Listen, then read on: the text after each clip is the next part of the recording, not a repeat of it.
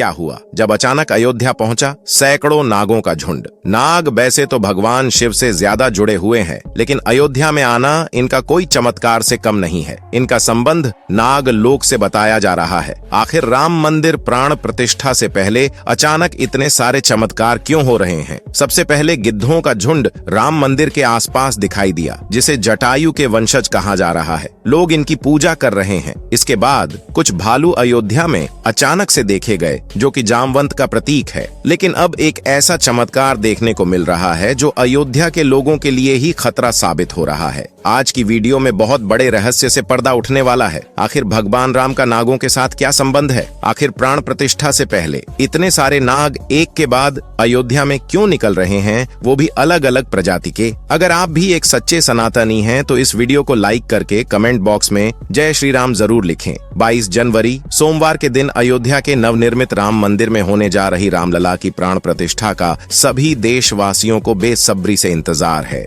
राम जी के भव्य स्वागत की तैयारी जोरों शोरों पर है। ये तारीख कोई आम तारीख नहीं है, बल्कि इसके पीछे बहुत ही खास महत्व छिपा हुआ है। आखिर राम मंदिर की प्राण प्रतिष्ठा के लिए 22 जनवरी का समय ही क्यों चुना गया? इसके पीछे का रहस्य जानकर आपके भी होश उड़ जाएंगे। त्रेता युग में प्रभु श्री राम का जन्म अभिजीत मुहूर्त में हुआ था। 22 जनवरी सोमवार के दिन मृगशीर्ष नक्षत्र में अभिजीत मुहूर्त का संयोग बन रहा है। यही कारण है कि इस तिथि को राम लल्ला की प्राण प्रतिष्ठा के लिए चुना गया है। साथ ही यह भी माना जा रहा है कि इस शुभ मुहूर्त में राम लल्ला की प्राण प्रतिष्ठा करने से प्रभु श्री राम सदैव मूर्ति के अंदर विराजमान रहेंगे। लेकिन जैसे जैसे प्राण प्रतिष्ठा का समय नजदीक आ रहा है, वैसे वैसे अलग अलग प्रजाति के नाग अचानक ही अयोध्या में प्रकट हो रहे हैं, जो कि अयोध्या वासियों के लिए खतरा बनते जा रहे हैं। लेकिन गिद्धों का और भालुओं का संबंध तो प्रभु श्री राम से बताया जाता है। उन्होंने रामायण में उनकी सहायता भी की थी। लेकिन इन नागों का श्री राम के साथ क्या संबंध है? आज की वीडियो में इस रहस्य से पर्दा उठने वाला है। चौंकाने वाली यह है कि इनमें दो प्रजाति के नाग अलग अलग क्षेत्र में बार बार निकल रहे हैं, जिनका संबंध वासुकी और तक्षक नाग के साथ जोड़ा जा रहा है। ऐसा कहा जाता है प्रभु श्री राम के भाई लक्ष्मण साक्षात अनंत शेष नाग का रूप है, और वासुकी नाग, तक्षक नाग और शेष नाग तीनों ही आपस में भाई है, जिसमें तक्षक और वासुकी नाग पाताल में निवास करते हैं और शेष नाग बैकुंठ में भगवान विष्णु की सेवा करते हैं। तो अंदाजा लगाया जा रहा है कि जब प्रभु श्री राम अपने भाई लक्ष्मण यानी शेषनाग और माता सीता के साथ अयोध्या धाम पहुंच रहे हैं, तो क्या शेषनाग के दोनों भाई पाताल में से उनसे मिलने के लिए बार बार प्रकट हो रहे हैं? दोस्तों, यह रहस्य बहुत बड़ा है, क्योंकि अयोध्या के क्षेत्र से जब एक सांप को पकड़कर सुरक्षित इलाके में छोड़ा जाता है, तो वही सांप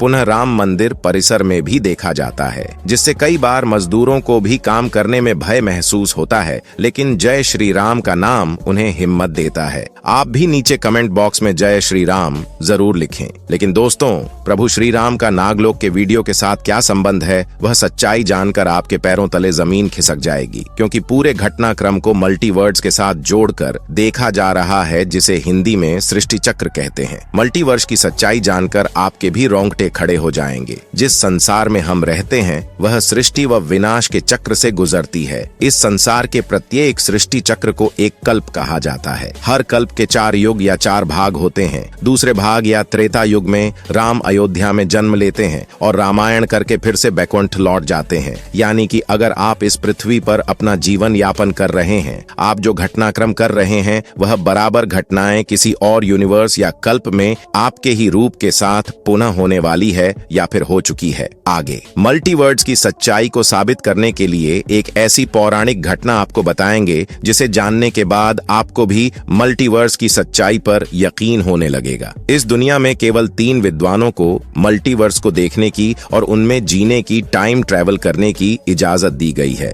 जिसमें पहले है वासुकी नाग, दूसरे हैं तक्षक नाग और तीसरे हैं काग। भूषुंडी, तक्षक और वासुकी नाग के बारे में हम आपको बता चुके हैं। लेकिन सवाल उठता है, आखिर कागभूषुंडी कौन है और आखिर इन्हें प्रभु श्री राम ने अमर कैसे बनाया? वेदों और पुराणों के अनुसार कागभूषुंडी ने 11 रामायण और 16 महाभारत देखी हैं। वह कल्प के अंत तक अपने शाश्वत स्वरूप में जीवित रहेंगे। भगवान राम ने ही काकभुशुंडी को अमर बनाया था। कौए के रूप में अपने एक जन्म के दौरान काकभुशुंडी की मुलाकात बालक राम से हुई। प्रभु खेल रहे थे और उसने उसे पकड़ने की कोशिश की। समय आने पर काकभुशुंडी को भगवान के मुख के दर्शन हुए। बालक राम के मुख में आकाश गंगाओं और ब्रह्मांड को देखने के बाद काकभुशुंडी ने भगवान राम से दूर उड़ना बंद कर दिया और उनके पास लौट आए। काकभुशुंडी ने भगवान राम को न पहचानने के लिए क्षमा मांगी। भगवान ने उन्हें दिव्य मुस्कान दी और काकभुशुंडी से उनकी इच्छा पूछी। काकभुशुंडी ने कहा कि वह भगवान राम के प्रति अपनी भक्ति हमेशा हमेशा के लिए करना चाहते हैं। तो अंदाजा लगाया जा रहा है कि जब प्रभु श्री राम अपने भाई लक्ष्मण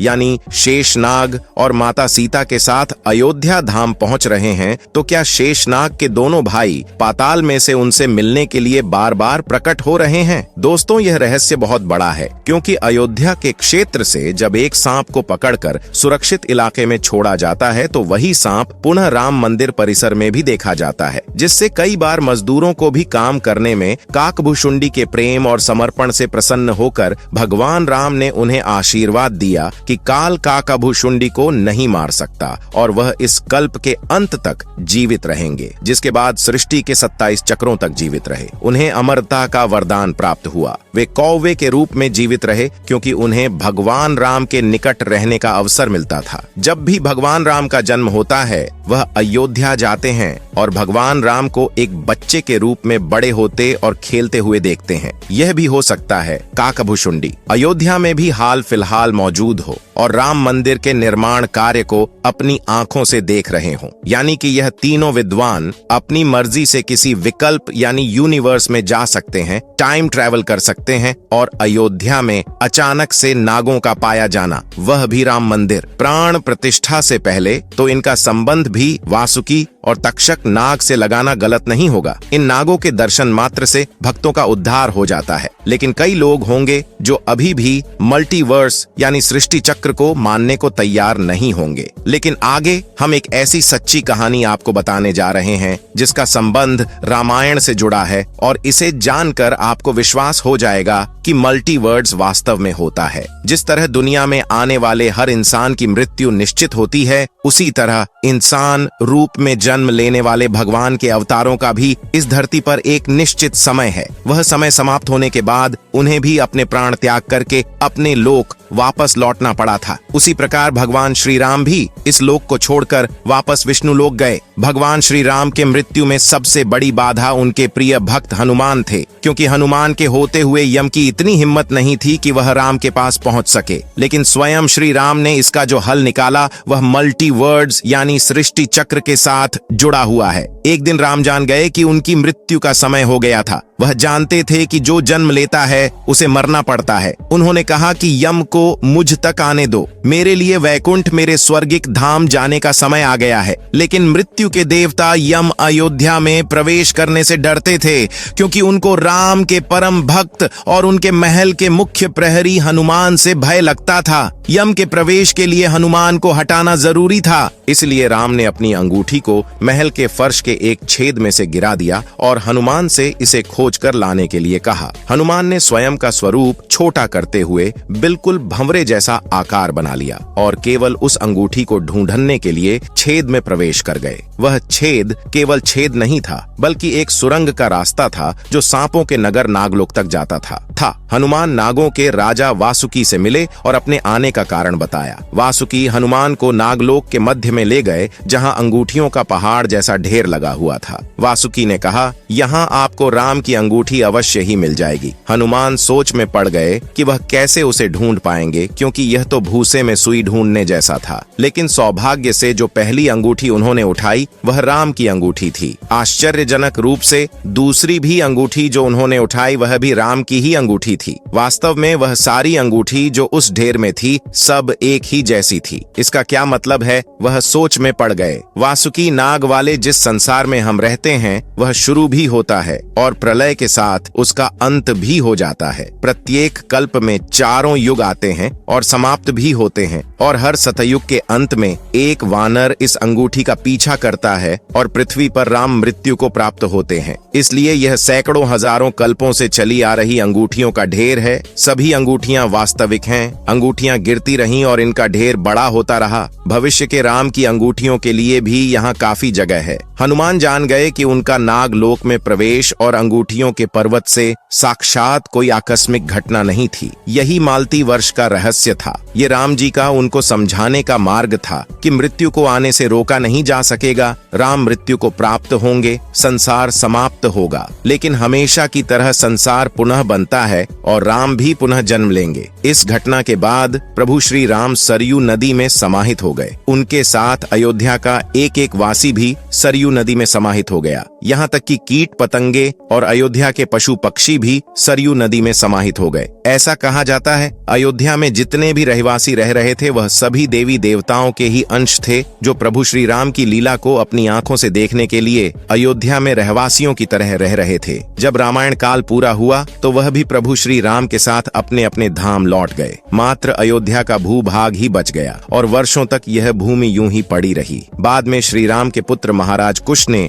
अयोध्या को फिर से बसाया। इसका वर्णन कालिदास के ग्रंथ रघुवंश में मिलने की बात कही जाती है। रामायण के अनुसार कुश ने ही सर्वप्रथम पत्थरों के खंभों वाले मंदिर का अपने पिता श्री राम की पूज्य जन्मभूमि पर निर्माण करवाया था। वहीं जैन परंपराओं के मुताबिक अयोध्या को राष्ट्रदेव ने फिर से बसाया था। भविष्य पुराण के अनुसार उज्जैन के महाराज विक्रमादित्य ने ईसा पूर्व में एक बार फिर से दूसरी बार उजड़ चुकी अयोध्या का निर्माण करवाया। धार्मिक ग्रंथों के अनुसार उन्होंने अयोध्या में सरयू नदी के लक्ष्मण घाट को आधार बनाकर 360 मंदिरों का निर्माण करवाया था। वे भगवान विष्णु के परम भक्त थे और इसीलिए उन्होंने ही श्री राम जन्मभूमि पर एक भव्य मंदिर का निर्माण करवाया था। हिंदू पक्ष का दावा रहा है कि बाबर से पहले भी 1833 में मुस्लिम आक्रमणकारी सालार मसूद ने जन्मभूमि मंदिर को ध्वस्त कर दिया था। अयोध्या में राम जन्मभूमि मंदिर पर विवाद की कहानी की 1528 से शुरू हुई। हिंदुओं का दावा रहा है कि मुगल आक्रमणकारी बाबर ने उस पवित्र जगह को तोड़कर उस पर मस्जिद का निर्माण करवा दिया था। अयोध्या राम जन्मभूमि बाबरी मस्जिद विवाद पर अपना ऐतिहासिक फैसला देते समय सुप्रीम कोर्ट ने उन सिख ग्रंथों को भी अहम सबूत माना है, जिसके मुताबिक सिख धर्म के संस्थापक गुरु नानक देव जी आक्रमणकारी बाबर के भारत आने से पहले ही भगवान राम की जन्मभूमि के दर्शन के लिए अयोध्या पहुंचे थे।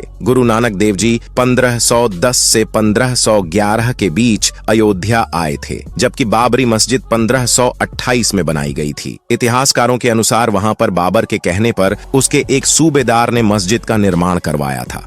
23 दिसंबर 1939 को राम जन्मभूमि मंदिर के इतिहास में एक बार फिर से जबरदस्त मोड़ आ गया। उस दिन राम लल्ला की प्रतिमा मस्जिद के अंदर अचानक से विराजमान पाई गई। यह विवाद इतना बढ़ा कि आखिरकार तत्कालीन सरकार उस ढांचे को विवादित मानकर उस पर ताला लगवा देना पड़ा। ढांचे के अंदर नमाज रुक गई, लेकिन बाहर राम चबूतरे और परिसर के बाकी हिस्सों में पूजा अर्चना निरंतर चलती रही। 6 दिसंबर 1992 को अयोध्या में राम जन्मभूमि आंदोलन से जुड़े लाखों कार सेवक झूठे थे। उन्होंने ही उस विवादित ढांचे को ध्वस्त कर दिया। भगवान राम लल्ला ढांचे से निकलकर अस्थायी टेंट में आ गए। यानी कि राम मंदिर का इतिहास बहुत बड़ा है। कई लोगों के संघर्ष की कहानी है और कई कार सेवकों के बलिदान का प्रतीक है। भले ही हम इस संघर्ष में भाग नहीं ले सके, लेकिन यह हमारा सौभाग्य है कि हम राम मंदिर को बनता हुआ अपनी आंखों से देख रहे हैं। अगर आज की यह खास वीडियो आपको पसंद आई है तो सच्चे सनातनी इस वीडियो को लाइक करके